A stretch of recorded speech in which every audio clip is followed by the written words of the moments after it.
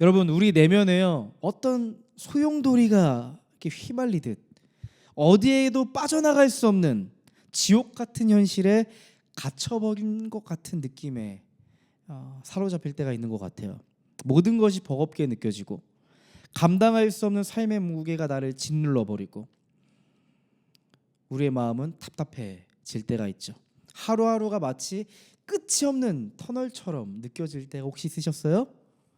숨조차 제대로 쉴 수 없는 답답한 마음을 느껴본 적 있으세요? 그럴 때 우리는 도망치고 싶어지는 것 같아요. 지난주 우리가 함께 보았던 러브 부에노스 아이레스, 그 연극의 내용이 그랬던 것 같아요. 내가 처했던 그 지옥 같은 현실의 가장 끝에 있는 부에노스 아이레스로 도망친 젊은이들의 이야기였잖아요. 그렇죠?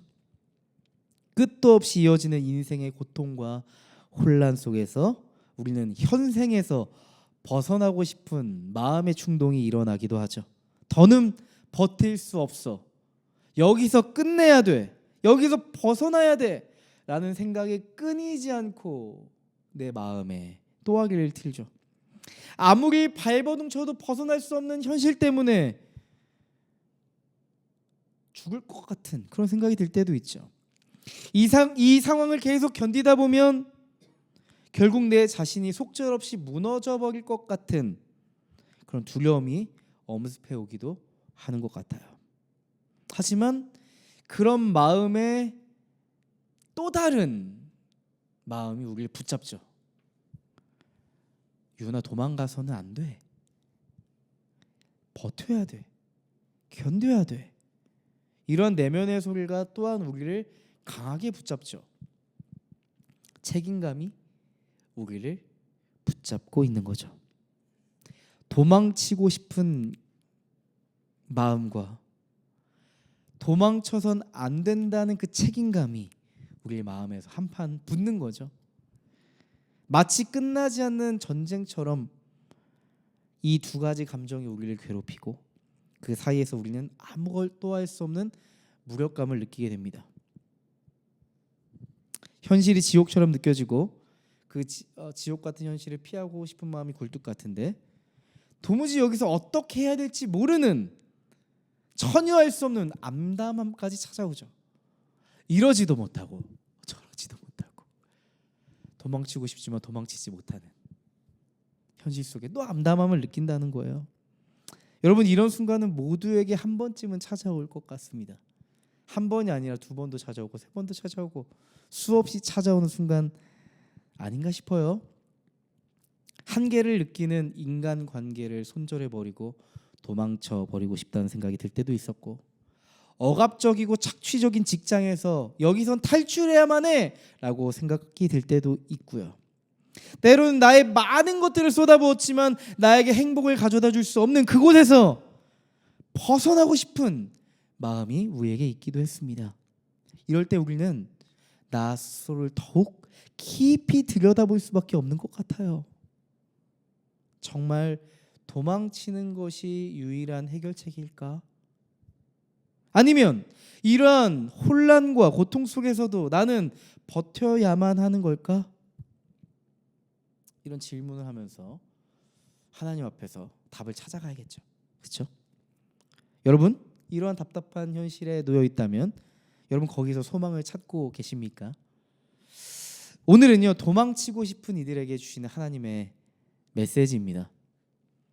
여러분, 다윗은 하나님께 기름 부음을 받은 이스라엘의 미래의 왕이었죠. 그렇죠?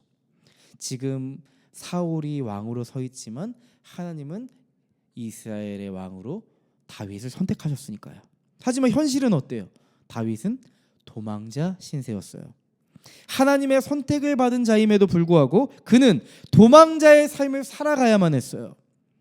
아마도 그에게는 치열한 내적 갈등이 있지 않았을까 싶어요. 하나님이 나를 왕으로 선택하셨는데 지금 나는 도망자로 살아가야 되는 그 현실 사이에서 부대끼는 거죠. 이건 뭘까? 하나님 분명히 나를 왕으로 세우신다고 하셨는데 왜 나는 도망쳐야 되는 현실에 놓여버린 거지? 나는 이제 도망자구나. 왕이 아니라 도망자구나. 다윗은 아마도 정체성의 혼란을 느끼지 않았을까요? 내가 이러려고 기름 부음을 받았나? 내가 이렇게 살아가려고 도망자가 된 건가? 그 끝에는요, 결국 내 정체성은 뭐겠어요? 왕이겠어요? 도망자겠어요? 도망자죠. 난 도망자일 뿐이야. 내 정체성은 도망자일 뿐이야 라는 결론을 내려버리고 이제 나의 삶에 남은 한 가지는 뭐예요? 사울을 피해 도망가는 거. 그거 하나만 남은, 그것을 위해 존재하는 사람처럼 느껴지는 거죠. 여러분, 다윗이 그렇게 의지하고 주 안에서의 그 정을 함께 나누었던 절친한 동역자였던 요나단은요, 사울이 머물고 있는 수도 기브아로 돌아가 버렸습니다. 이제 다윗은 함께할 동역자 없이 홀로 남게 되는 거죠. 저는 이 장면이 어떻게 느껴지냐면, 아버지를 속이고 복을 가로챈 야곱이 그날에서 형이 자신을 죽인다는 이야기를 듣고 아무것도 들고 나오지 못하고 호련히 들판에 나서게 되잖아요. 그날 밤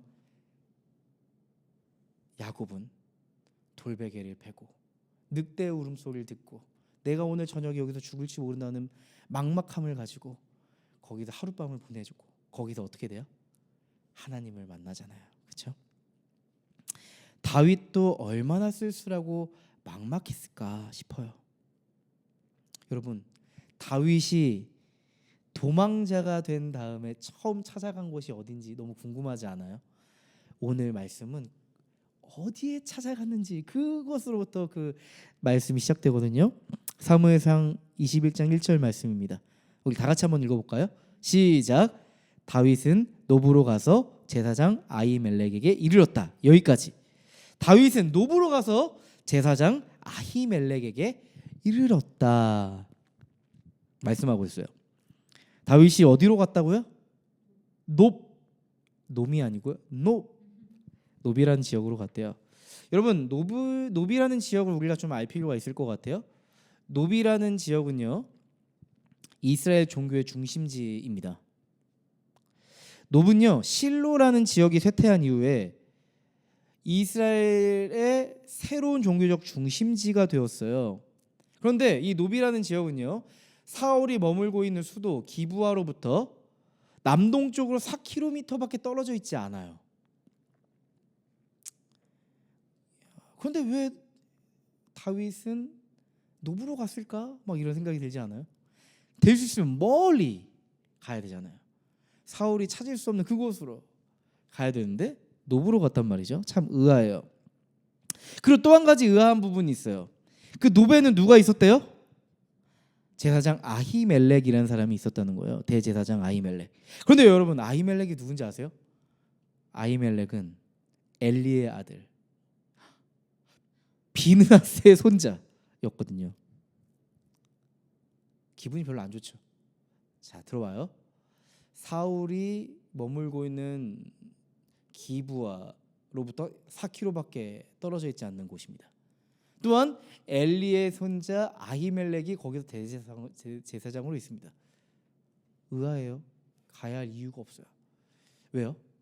이 아히멜렉은 엘리의 손자잖아요. 하나님께서 엘리의 가문을 어떻게 하셨죠? 저주하셨어요. 하나님께서는 엘리의 집안에 저주를 내리시고 그 가문이 결국 끝을 볼 것이다고 말씀하셨죠. 아마도 아히멜렉은 그 하나님의 저주를 듣고 몸을 사리며 살았겠죠. 그런데 갑자기 다윗이 자신 앞에 나타난 거예요. 아주 몸을 살리면서 조심스럽게 살아가던 아히멜렉의 삶에 누가 나타나요? 도망자 다윗이 나타난 거죠. 다윗이 나타난 거예요.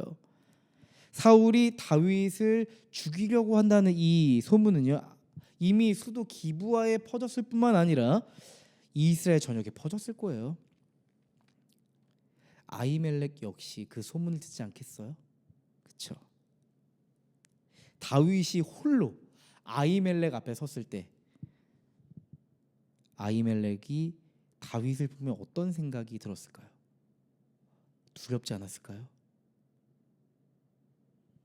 엘리 집안에 내려졌던 그 저주가 오늘 나에게 임하는 거 아닌가? 다윗이 나를 죽일지도 몰라. 내가 오늘 다윗에게 뭐 하나 잘못하면 하나님의 저주가 우리 가문에 임하는 순간이 될지도 몰라 라고 불안감을 느끼지 않았겠어요? 다윗은 아히멜렉에게 거짓말을 합니다. 사무엘상 21장 2절 말씀이에요. 제가 읽어드릴게요. 다윗이 제사장 아히멜렉에게 대답하였다. 나는 임금님의 명령을 띠고 길을 떠났습니다. 임금님이 나에게 임무를 맡기면서 부탁하시기를 나에게 맡기신 임무를 어느 누구에게도 알리지 말라고 하셨습니다. 그래서 부하들과는 약속된 곳에서 만나기로 하였습니다. 저는 사울 왕의 특명을 받고 가던 중이었습니다. 제가 지금 홀로 있는 이유는 우리 부하들은 저기 멀리 떨어져 있어요. 그렇게 이야기하고 있어요. 여러분, 그러나 사실은 그렇지 않았잖아요. 왜 다윗은 대제사장 아히멜렉에게 사실대로 말하지 않았을까요? 정직하게 왜 말하지 않았을까요? 하는 의문이 생기죠. 다윗은 사실 아히멜렉이 사울의 측근이라는 걸 알고 있었거든요. 그러니까 대제사장 아히멜렉 믿을 수 있겠어요? 없겠어요? 믿을 수가 없죠. 그럼에도 불구하고 다윗이 노브를 방문한 이유가 무엇일까? 참 궁금해져요. 하필이면 왜 다윗은 사울이 있는 수도 근처 노비라는 지역으로 갔을까? 하필이면 사울의 측근 아히멜렉이 있는 노브로 갔을까? 이런 생각이 드는데요. 다윗은 사울로부터 도망치면서 아마도 절망적인 감정이 참 컸을 것 같아요. 도망자의 삶으로 살아가는 거 처음이잖아요. 처음 느껴보는 감정들이 불쑥불쑥 튀어나와서 너무 힘들고 복잡했을 뿐만 아니라 어디로 도망쳐야 될지, 어떻게 사울로부터 도망쳐서 살아남아야 할지 전혀 알 수가 없는, 내 안에 불쑥불쑥 튀어나오는 감정도 해결할 수 없고 이성적으로 내가 어떻게 어디로 가야 될지 전혀 알 수 없는 굉장히 막막한 현실에 놓여 있었잖아요. 다윗은 자신의 마음 안에 피어오르는 감정을 어떻게 해결해야 될지 모르겠고 도망치는 나의 미래를 확신할 수 없지만 단 한 가지는 알 수 있었어요. 단 한 가지. 뭘까요? 하나님 앞에 서야 된다는 거. 지금 당장 하나님 앞에 서야 된다는 거. 지금 내가 유일하게 할 수 있는 한 가지, 하나님을 향해서 도망치는 거였어요. 하나님이 계시는 성소 노브로 간 거죠. 그래서 다윗은 죽음의 절망 앞에서 하나님 앞에 섭니다.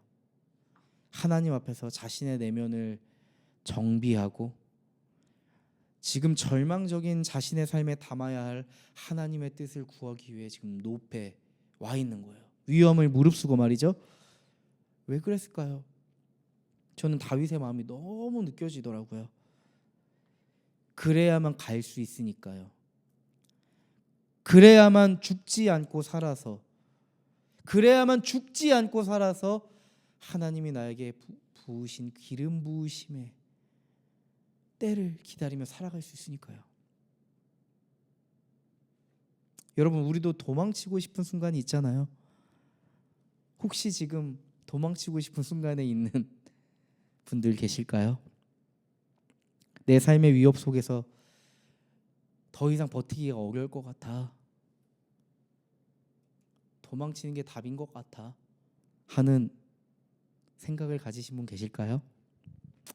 저도 지옥 같은 순간이 있었습니다.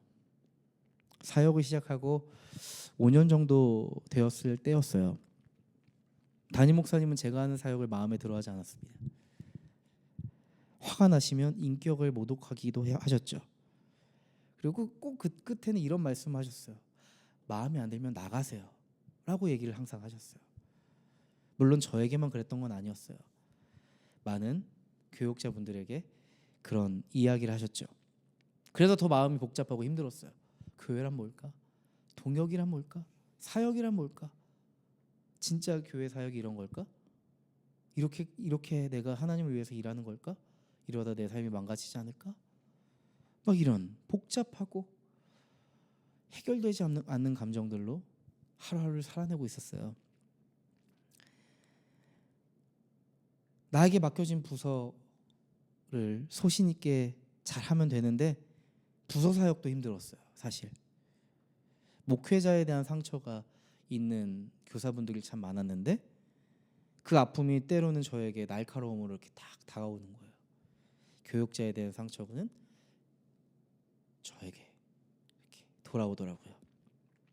참았습니다. 또 참았습니다. 또 참았어요. 사랑으로 해결해 보려고 많이 노력했어요.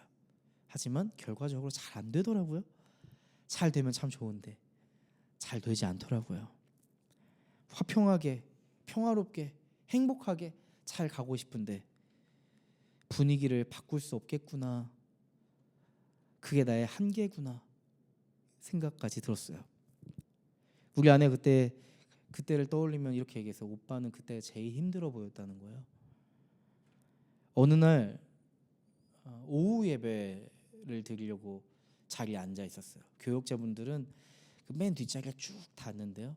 저도 맨 이렇게 뒤에 이렇게 앉아 있었죠. 아무 생각 없이 그냥 예배를 드리기 위해서 많이 앉아 있었어요. 근데 예배를 드리는데 갑자기 숨이 막히는 거예요. 그러면서 한 가지 생각이 떠오르는데 의식적으로 한 생각이 아니었어요. 어떤 생각이 드냐면 여기가 지옥이구나 라는 생각이 드는 거예요. 교회 예배당이고 예배를 드리는 하나님을 만나는 순간인데 제 마음에 왜 그런 마음이 들었는지 모르겠지만 너무 지옥 같다는 생각이 제 마음을 팍 치는 거예요. 저는 그날 한 가지 결정을 하게 됐습니다. 이 교회를 그만둬야겠다는 생각을 했던 것 같아요. 지옥 같은 교회를 내가 생각하면서 이 사역을 안 하면 과연 사역이 될까? 이건 아니다. 교회를 그만둬야겠다 생각을 했는데 또 이런 생각이 들더라고요. 아니다. 목회를 그만둬야겠다. 이런 생각이 들었어요. 이제 목회도 할 수 없는 상태가 된 것 같다는 생각이 들었어요. 완전 나는 맛이 갔구나 이제 이런 생각이 들었죠. 이렇게 계속 사역을 하다가는 큰 일이 날지도 몰라. 그렇게 마음의 결정을 하고 사역이 마무리되는 그 달이 오기까지 하루하루를 꾸역꾸역 버텼죠. 당장 그만두고 싶었지만 그래도 책임감이라는 게 저를 붙잡고 있어서 끝까지 그만두는 그 달까지 참고 참았습니다. 그렇게 저는 그 교회 사역을 그 해 겨울에 그만뒀죠. 그리고 목회도 더 이상 하지 않으려고 교회 지원도 하지 않았습니다. 그렇게 저는 지옥 같은 현실에서 도망쳐 버렸던 기억이 나네요. 여러분, 우리는 왜 자꾸 도망치려 할까요? 내 존재가 위협받을 때 생존 본능이 우리 안에 자꾸 꿈틀거려서 그래요. 내가 나를 보호하려 하는 거죠. 그래서 다윗은요 본능적으로 하나님께 도망친 거예요. 하나님께 도피한 거예요. 하나님께 숨은 거예요. 하나님께 자신의 삶을 내어 맡겨버린 거예요.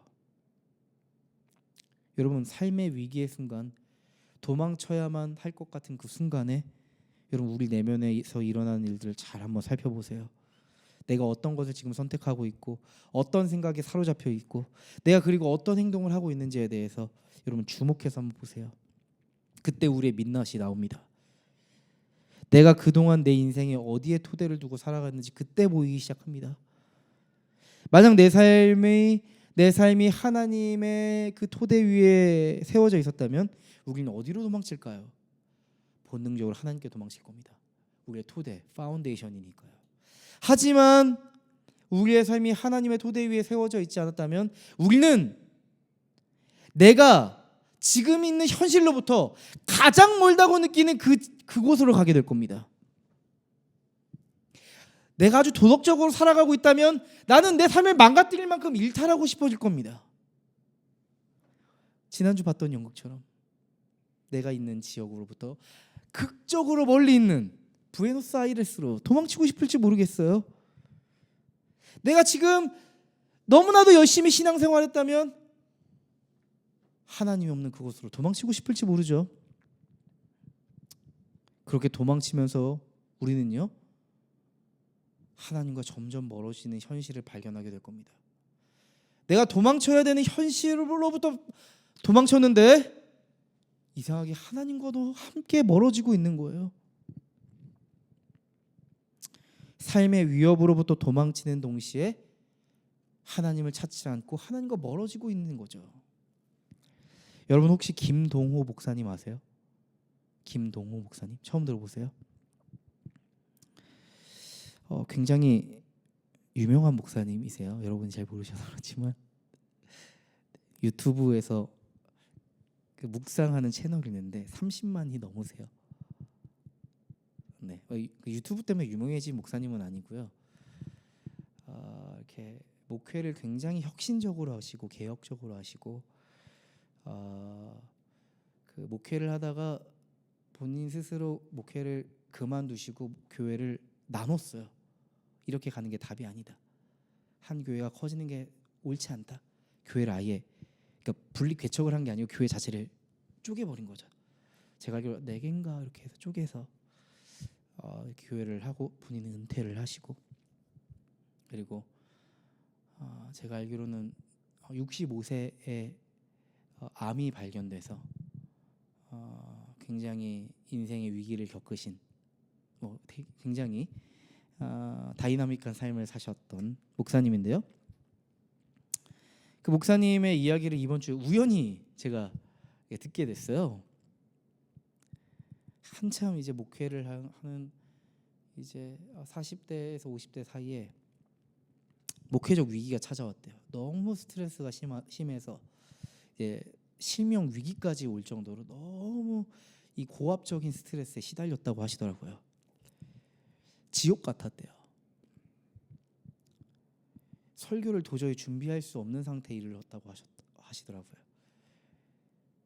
새벽 설교를 하러 가는데 설교 준비를 안 하셨대요. 그런데 예배를 올라가기 전에 10분 정도 오늘 함께 나눠야 될 말씀을 쫙 보는데 이런 말씀이 있네? 라는 생각이 들 정도로 하나님께서 마치 광산에 눈앞에 금을 보여주시듯이 그 말씀 안에 하나님이 심겨놓으신 금 같은 말씀들이 툭툭 튀어나와서 그 말씀을 가지고 설교를 하셨다는 거예요. 성도님들이 가장 좋아하는 설교가 열심히 준비한 주일 설교가 아니라 새벽에 10분 동안 준비했던 10분만 안에 묵상하고 올라갔던 그 말씀이 가장 은혜가 됐다고 그렇게 말씀을 해주시더라고요. 근데 김동호 목사님이 이렇게 고백하셨습니다. 그 새벽이 저를 살렸어요. 그 새벽이 저를 살렸어요. 그 새벽에 하나님이 주신 은혜가 저를 살렸어요. 라고 하시더라고요. 그리고 이렇게 고백하시는데 그 한 줄 고백이 저한테 마음에 확 와닿습니다. 기막힌 은혜가 기막힌 고난을 이겼습니다. 기가 막힌 하나님의 은혜가 기가 막힌 내 삶의 고난을 이겼습니다. 그리고 암을 투병하시면서 5년 전에 유튜브 채널 날마다 기막힌 새벽이라는 채널을 만드셨다는 거예요. 그때를 기억하면서. 근데 지금은 너무 많은 성도들이 구독자가 돼서 이렇게 은혜를 나누고 계시다는 거예요. 기가 막힌 고난에 놓여 은혜가 절실한 이들에게 지금 필요한 사역이 그 지옥 같은 시절을 통해서 지금 현실을 이뤘다고 말씀하시더라고요. 다윗은 지금 너무나도 지치고 배가 고팠습니다. 사무엘상 21장 3절을 보면 다윗이 아히멜렉에게 이렇게 이야기하죠. 지금 제사장님이 혹시 무엇이든 가까이 가지신 것이 좀 없습니까? 빵 5덩이가 있으면 저에게 주십시오. 그렇게 안 되면 있는 대로라도 주십시오. 배고픔, 그 절박한 순간, 그 배고픔의 순간, 그 결핍의 순간, 하나님은 다윗에게 진설병을 주세요. 사무엘상 21장 6절 말씀입니다. 제사장은 그에게 거룩한 빵을 주었다. 주님 앞에 차려놓은 빵 말고는 다른 빵이 달리 더 없었기 때문이다. 그 빵은 새로 만든 뜨거운 빵을 차려놓으면서 주님 앞에서 물려낸 것이었다. 우린 이 말씀 보면 그냥 이렇게 받아들일 수 있거든요. 하나님이 다윗에게 빵을 주셨구나,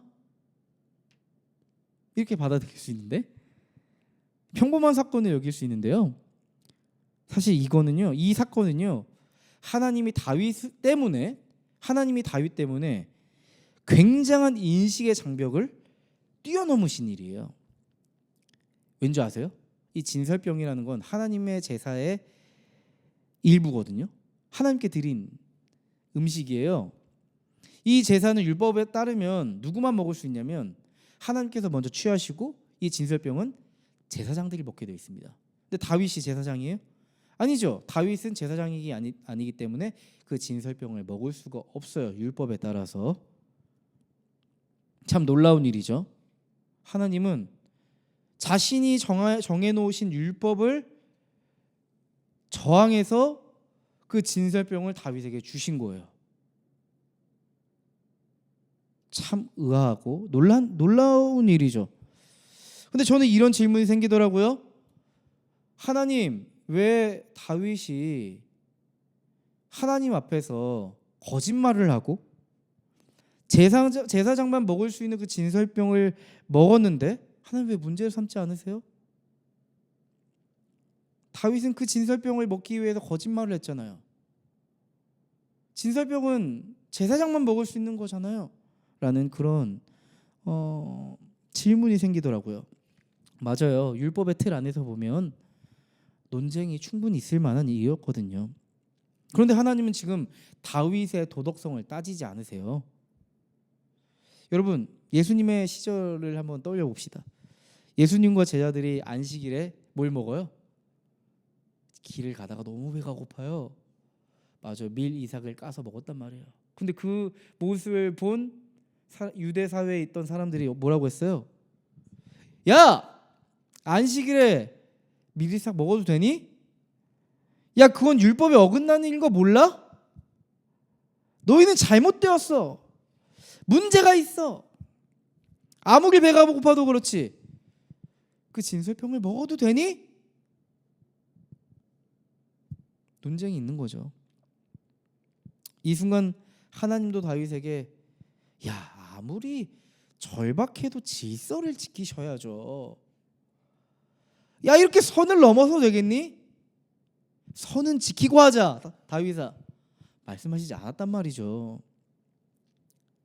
배고픔 앞에서 진설병을 허겁지겁 먹어대는 다윗을 향해 하나님 나무라지 않으세요? 율법적으로 잘못되었다 따져들지 않으세요? 왜 그럴까요? 하나님 한 가지 보신 거예요. 다윗의 인생에 드러난 절망, 그 속에 있는 절박함을 보신 거죠. 하나님 없이는 도저히 살 수 없는 위기에 처한 그의 존재 자체만 보신 거예요. 다른 거 다 따지지 않고 지금 나 아니면 죽을 수밖에 없는 다윗, 율법을 뛰어넘어서 내가 정한 율법을 내가 어겼다는 사람들의 오명을 받고서라도 내가 다윗 살릴 거야. 나 아니면 다윗 살 수 없어. 내가 다윗 책임질 거야. 그렇게 하나님 다윗에게 손을 내밀어 주시는 거예요. 하나님은 다윗의 오름과 도덕성을 보기 전에 다윗 안에 있는 절박함과 절망과 고통을 보신 거죠. 다윗은 지금 하나님의 자비와 은혜 아니면 도저히 살아갈 수 없는 상황이니까 말이죠. 여러분, 하나님은 그런 분이십니다. 우리가 지옥 같은 불의한 세상 속에 살아갈 때 때로는 도망치고 고통스러워하고 눈물을 흘리며 절망에 갇혀 있을 때 하나님 우리를 결코 꾸짖지 않으실 거예요. 야, 너는 왜 그러고 있니? 너 왜 그렇게 못났니?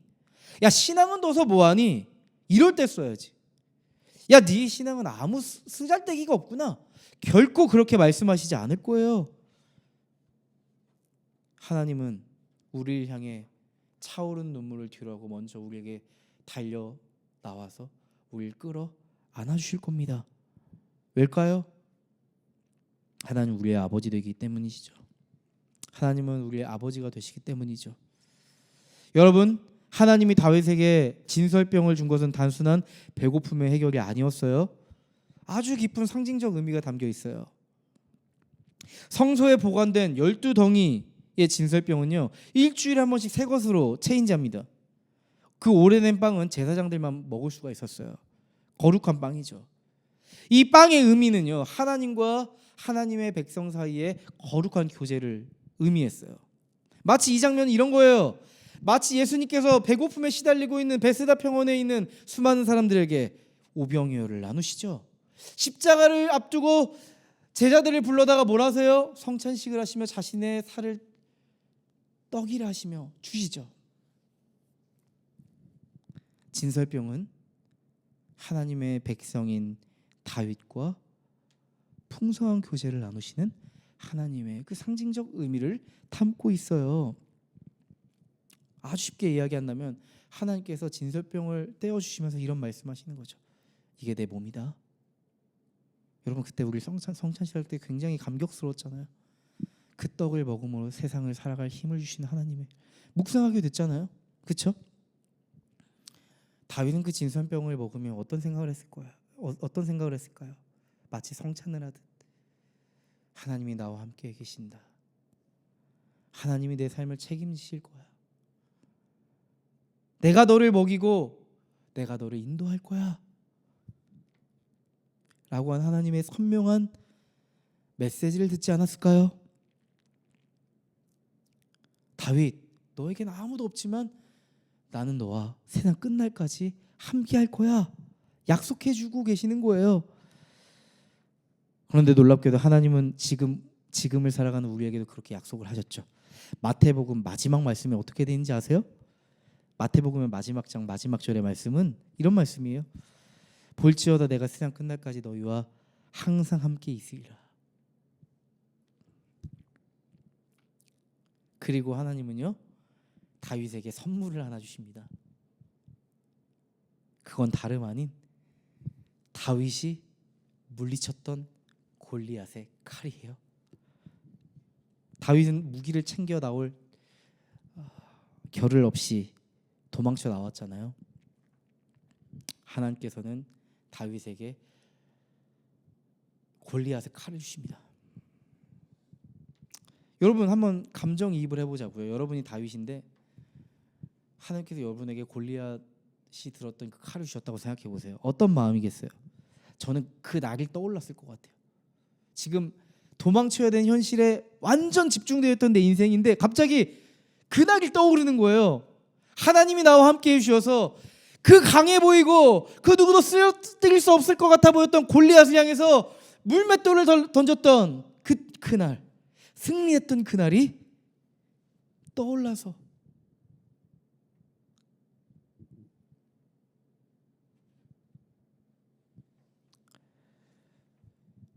눈물밖에 나지 않지 않았을까요?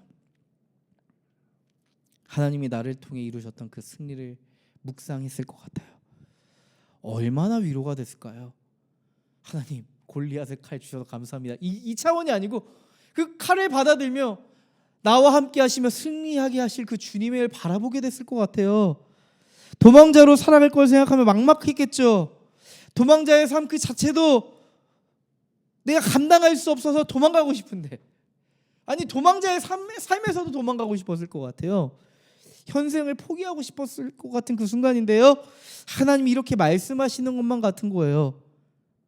다윗, 너 골리앗 앞에 섰을 때 불가능해 보였잖아.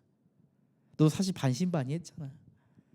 야, 그런데 그때 승리했던 거 알지? 기억하지?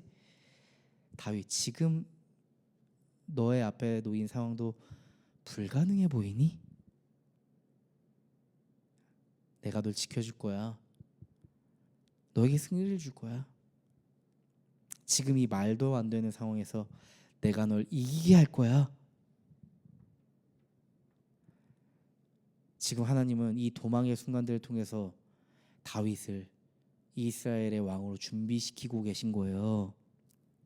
마치 광야에서 출애굽했던 이스라엘 백성들을 40년 동안 준비시키고 단련시키고 이스라엘 백성들을 거룩한 나라요, 왕 같은 제사장이요, 하나님의 백성으로 준비시키셨듯이 하나님은 다윗을 준비시키는 거죠.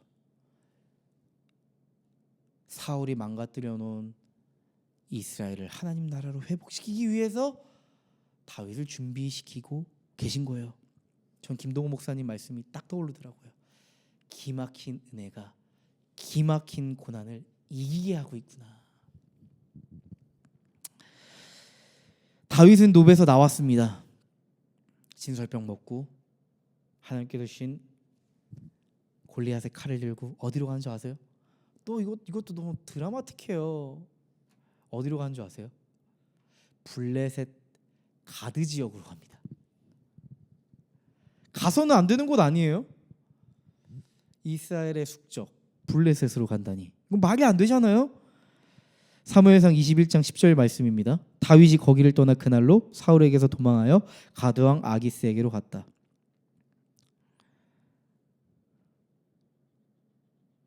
한번 잘 생각해 보세요. 다윗은 블레셋의 대표 장소였던 골리앗을 쓰러뜨렸잖아요. 그렇다고 한다면 다윗이 그 블레셋 가드 지역으로 가면 어떤 일이 일어나겠어요? 저 다윗 자식 이번에 우리가 확실히 없애버리자 하지 않겠어요? 다윗을 보면서 이를 갈지 않았겠어요? 호랑이도 호랑이도 제 말하면 온다 싶지 않았겠어요? 다윗을 보면 이를 갈았을 거예요. 사울을 피해 도망친 다윗은 사울만큼 위험한 땅 가드로 들어간 거예요. 다윗과 블레셋 참으로 질긴 인연을 가졌잖아요. 전 다윗을 이해할 수가 없어요. 참 이해할 수 없는 선택인 것 같아서요. 그런데 한편으로 또 이해가 되더라고요. 아무데도 갈 곳이 없잖아요. 이스라엘에서 숨을 곳이 없잖아요. 내 몸을 숨길 만한 곳이 없잖아요. 다윗에게 지금 가장 중요한 소명이 뭐라고 생각하세요? 누군가는 이렇게 이야기할지 모르겠어요. 다윗이 소명이 어디 있어요? 지금 도망치는 것밖에 없죠. 아니요. 다윗에게 아주 중요한 소명이 있습니다. 죽지 않고 사는 거예요. 시편 118편 17절에 이런 말씀이 있습니다. 내가 죽지 않고 살아서 여호와께서 하시는 일을 선포하리이다. 내가 죽지 않고 살아서 여호와께서 하시는 일을 선포하리이다.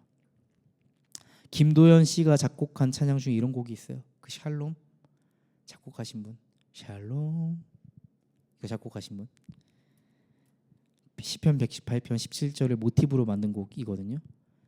내가 죽지 않고 살아서 여호와 하신 일을, 내가 죽지 않고 살아서 여호와 하신 일을 나의 모든 삶과 노래로 주께서 하신 일을 선포하리라 선포하리라 선포하리라. 이런 곡이 있어요. 다윗에겐 아직 죽지 않고 살아서 해야 할 일이 남아 있습니다. 아직 포기할 수 없어요. 다윗에게 가장 중요한 소명은 생존입니다. 가드에서 다윗에 대한 소문이 퍼져 있었대요. 사울은 천천히요, 다윗은 만만이라. 이 이스라엘에서 불리던 유행가가 가드까지 인기를 뻗쳤나 봐요. 사울은 천천히요, 다윗은 만만이라네. 이스라엘에서 다윗이 얼마나 대세인지 가드 사람들도 이미 알고 있었던 거죠. 이 말씀을 보면요, 다윗을 향해서 이미 왕이라고 표현을 해줘요. 그러니까 가드 왕 아기스는 다윗이 얼마나 두렵고 부담스럽겠어요. 야, 다윗이 이 그 위대한 장수가 이스라엘 왕 다윗이 지금 왜 여기 온 걸까? 혼자? 무슨 꿍꿍이야? 또 오늘 물맷돌 던져서 나 죽이려고 하는 거 아니야? 가드 왕 아기스의 마음속에는 의심과 두려움이 가득했대요. 12절 말씀 보세요. 12절이 아니에요. 11절인가 보다.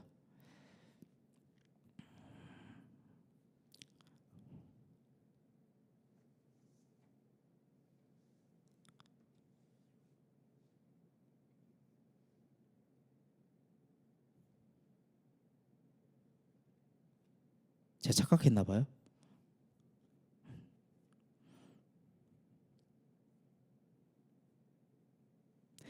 네, 이어가겠습니다.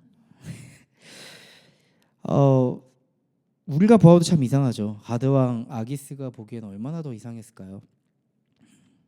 이스라엘에서 대세였던 다윗이 원수의 땅 가드에 간 것도 참 이상하고요. 가드 사람들 입장에서도 다윗의 행동은 참 전혀 이해되지 않았을 거예요. 해석 불가였죠. 근데 여기서 다윗의 태도를 주목하세요. 다윗은 갑자기 미친 사람처럼 행동하기 시작합니다. 13절 말씀이에요. 그래서 그는 그들이 보는 앞에서는 미친 척을 하였다. 그들에게 잡혀있는 동안 그는 미친 사람처럼 행동하여 성문 문짝 위에 아무렇게나 글자를 긁적거리기도 하고 수염에 침을 질질 흘리기도 하였다. 다윗이 막 성 문짝에 막 낙서를 막 해대기 시작하고 침을 질질 흘리면서 그 수염에 막 그 침이 묻고 그 침이 묻은 수염에 또 침이 옷에 묻고 막 제정신 아닌 것 같은 그런 사람처럼 보이는 거죠. 그 당시 사회에서 고대 근동에서는 미친 사람을 터부시했대요. 그게 상대 안 해주는 거죠. 그리고 해치지도 않는 풍습이 있었다는 거예요. 다윗은 이걸 알고 있었던 것 같아요. 아마도 내가 가드에서 미친 사람으로 보이면 가드 사람들도 나를 해치지 않을 것이란 확신이 있었던 것 같습니다. 지금 내가 할 수 있는 건 이것뿐이야.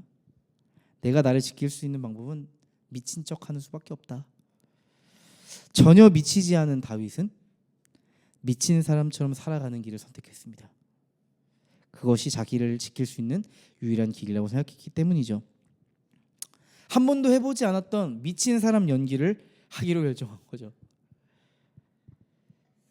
놀랍게도 가드왕 아기스는 그때부터 다윗을 하찮게 여겼대요. 한때 골리앗을 쓰러뜨렸던 다윗의 용맹함과 기백은 사라지고 온데간데 없고 그저 미친 사람처럼 보이니까 가드왕은 더 이상 다윗에게 관심을 두지 않았다고 말씀하고 있어요. 무시해버렸대요. 다윗이 가드 땅에서 미친 척을 했던 이 장면은 다윗의 절박함을 보여주는 한 장면이죠. 사울의 추격을 피해 도망가는 동안 다윗은 두려움과 혼란 속에서 길을 찾으려고 애썼을 거예요. 하지만 선택지가 있어요, 없어요? 선택지가 없어요. 다윗이 선택할 수 있는 것은 극히 제한적이었어요. 그가 할 수 있는 것은 목숨을 부지하기 위해 원수의 땅으로 들어가는 거. 가드 땅에서 살아남기 위해서 자신의 자존심과 명예를 모두 내려놓고 미친 사람처럼 행동할 수밖에 없었던 거죠. 모든 것이 무너져 내리는 현실 속에서 그가 할 수 있는 유일한 선택은 생존 하나뿐이었으니까요. 하지만 다윗이 미친 척을 했던 것은 단지 연기나 전략이 아니었어요. 깊은 절망과 고통 속에서 그가 살아가야 할 생존 방식, 삶의 방식이었어요. 더 이상 믿을 사람도 없고 의지할 곳도 없었던 다윗은 오직 그 순간을 살아남기 위해 최후의 수단을 선택한 거죠. 그의 삶은 오로지 살아남아야 한다는 생각이 그 삶에 딱 있었던 거죠. 이러한 다윗의 상황이 지금을 살아가는 우리와 참 맞닿아 있구나 이런 생각을 하게 됐습니다. 우리도 삶의 무게 속에서 지옥 같은 현실을 경험하며 도망치고 싶지만 선택지가 남아있지 않은 현실에 놓일 때가 있죠. 어쩔 수 없이 해야만 하는 순간들이 찾아오죠. 때로는 모든 것을 내려놓고 도망치고 싶지만 그럴 수 없는 상황에 놓이기도 하죠. 출근길에 벌써 퇴근하고 싶은 마음, 직장에 도착하자마자 집에 돌아가고 싶은 마음이 우리 안에 굴뚝 같죠. 끝없는 불안과 압박 속에서 우리는 점점 지쳐가고 나는 더는 버틸 수 없겠다. 여기서 도망가야 돼. 탈출해야 돼. 이런 마음이 우리의 마음을 지배할 때도 있죠. 지옥 같은 현실이지만 지금 당장 내가 도망가버리면 앞으로 뭐 먹고 살지? 뭐 하고 살지? 걱정되죠. 우리는 그럴 때마다 우리의 감정을 억누르고 마치 아무렇지 않은 것처럼 가면을 쓰기도 하는 것 같아요. 현실에서 웃고 있지만 내면에서는 난리가 나는 거죠. 그렇게 어떻게든 살아보려고 발버둥치는 우리의 모습이 보이더라고요. 혹시 그러던 가운데 이런 생각이 들지도 모릅니다. 하나님, 꼭 그렇게까지 살아야 돼요? 그렇게 미친 척하면서 이 지옥 같은 세상에서 살아가야 돼요? 비굴하게? 아니, 미친 척이 아니라 진짜 여기 있다가 미쳐버릴 것 같아요 라는 생각이 들지 않겠어요? 여러분, 반드시 기억하세요. 생존은 우리의 삶의 매우 중요한 목적이고 소명입니다. 하나님께서 나에게 맡겨주신 삶을 포기하지 않고 도망치지 않고 살아가는 거, 내가 죽지 않고 살아서 그리스도인으로서 살아가는 거, 하나님께서 기뻐하시는 소명자의 삶이에요. 그게 진짜 리얼 그리스도인이에요. 여러분, 다윗이 미친 척한 게 타협한 거라고 보지 마세요. 그리스도인으로서 생존하기 위해 그가 선택했던 아주 지혜로운 방식이었어요. 여러분, 한번 생각해 봅시다. 다윗이 불의한 세상을 향해서 손에 물맷돌 들고 사울 왕 쓰러뜨려 버리고 가드 왕 앞에서도 물맷돌 들고 쓰러뜨려 버리고, 우리도 세상에 나가서 나의 옳음을 주장하고 있는 힘껏 소리치고 울분 터뜨릴 수 있겠죠. 하지만 힘 대 힘으로 싸워도 지옥 같은 현실 달라지지 않을 겁니다. 오히려 더 커진 지옥 같은 갈등이 우리를 기다리고 있고 그게 우리의 숨통을 조여올지 모르죠. 여러분, 그리스도인의 힘은 파워에 있지 않다. 여러분, 그리스도의 힘은 어디에 있을까요? 인내에 있어요. 다윗의 미친 척에 담겨 있는 깊은 의미를 한번 들여다보시죠. 다윗은 그 절박함 속에서도 결코 하나님을 떠나지 않았습니다. 그는 사람들 앞에서 미친 척 행동했지만 하나님 앞에서는 미치지 않았어요. 하나님 앞에서는 지극히 정상적이었어요. 정상적으로 그리스도인으로서 살아가고 있었고요. 그의 삶에 복음이 작동하고 있었어요. 여러분, 그런데 우리는 어쩌면 그 정반대예요. 도망치고 싶은 현실에서 하나님 앞에서는 미쳐있고 세상 앞에서는 정상적으로 살아가려고 하고 있지 않나, 이런 생각이 들어요. 우리도 삶의 지옥 같은 현실에서 도망치고 싶을 때 할 수 있는 건 딱 한 가지입니다. 하나님 붙잡는 거예요. 하나님, 우리가 미친 척하면서 버티며 살아가는 이 지옥 같은 절망적인 순간 우리를 지켜주실 거예요. 그 안에서도 하나님은 하나님이 이루실 하나님의 계획들을 보여주실 거예요. 지옥 같은 현실에 딱 놓이면 빨리 시간이 지나갔으면 좋겠다 생각이 전 들더라고요. 이 또한 지나가리라. 이 또한 지나가리라. 이 또한 지나가리라. 그 시간으로부터 도망치고 싶은 거죠. 내 몸이 도망칠 수 없으니 빨리 시간이 멀리 훌쩍 떠나주면 어떻게든 되겠지라는 마음이 우리 안에 생기잖아요. 배우 김혜자 선생님의 인터뷰를 봤는데요, 너무 와닿았어요. 제가 김혜자 선생님이라고 생각하고 한번 들어보세요. 이것만 기억해. 등가 교환. 나의 귀중한 뭔가를 희생하지 않으면 그걸 얻을 수 없어. 그건 모두가 마찬가지야. 세상에 거저 주어지는 건 없어. 세상에 거저 주어지는 건 없어. 그런데 누구에게나 주어지는 게 있어요. 시간이요. 시간의 소중함을 알 때는 벌써 시간이 흘러간 다음이에요. 시간은 누구에게나 공평한 거기 때문에 하나님을 원망할 수도 없어요. 시간은 확 가버려요. 가기 전에 주어진 청춘을 잘 붙들어야 돼요. 너무 기가 막히게 가버리거든요. 꼭 지나간 다음에 안다는 거, 가버린 다음에 소중한 걸 안다는 거, 참 안타까운 것 같아요. 본인이 깨달은 걸 말씀하시는 거예요. 그러면서 웃으면서 이렇게 말씀하세요. 나만 그런 건 아니니까. 시간이 확 가버려요. 잡을 수가 없어요. 제일 좋은 순간은 지금이에요. 현재. 이러시더라고요. 여러분, 도망치고 싶은 순간, 그 시간이 불필요해 보이고 빨리 지나가 버렸으면 좋겠다고 생각한 그 지옥 같은 순간도 사실 지금 우리에게 소중한 시간입니다. 시간이 훅 지나가 버린 뒤에 우리는 그 시간들을 떠올리며 이렇게 생각하게 될 겁니다. 그 힘들었던 시간이, 도망치고 싶었던 그 순간들이 나에게 얼마나 소중한 시간이었는지 깨달아 알게 되는 순간들이 찾아올 겁니다.